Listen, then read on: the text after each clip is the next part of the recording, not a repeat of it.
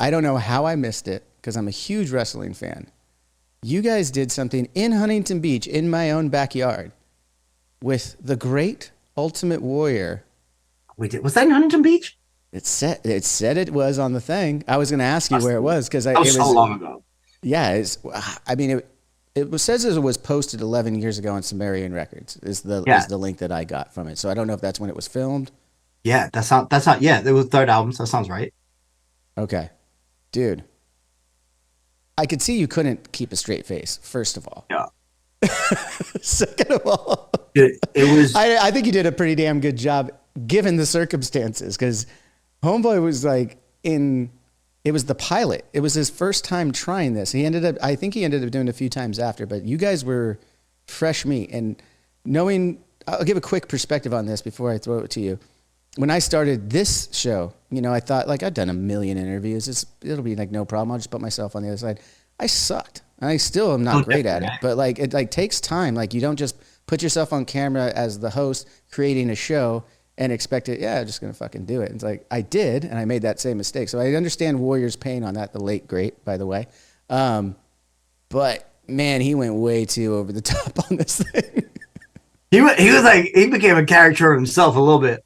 Uh, no, it But was the wildest part of it was, and I don't think it was intentional, but it made it work really well. The shock on our faces is because we were together for about an hour before the cameras started rolling, hanging out, talking, getting to know each other, and he was the nicest fucking guy. So when it starts and we're outside, like drinking wine and smoking, it was at that point in time we were just with him, wow, and he was like, all right, we'll start in like 5-10 minutes. If anyone needs to take like a bathroom break or go smoke or whatever, I was like, oh yeah, cool. So we go out. He doesn't show any of of that bit. So he just comes out and starts yelling, and we come in and he's like that intense.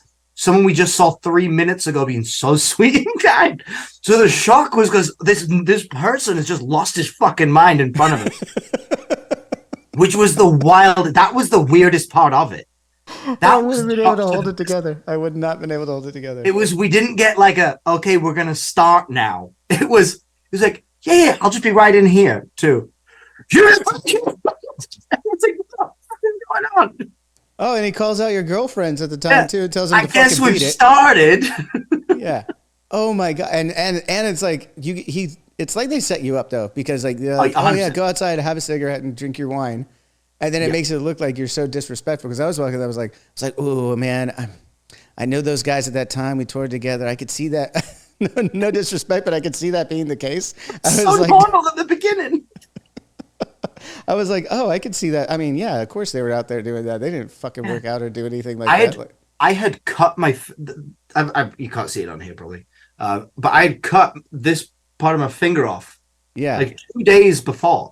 It had just been stitched on. So when I'm like trying to crawl and shit with the chains, I'm getting gravel in my finger. Like I just a fresh wound. He's like, just keep going. I'm like, no, no, no. I don't think you understand. I'm gonna lose a fucking finger. I'm not willing to lose a finger for your fucking pilot.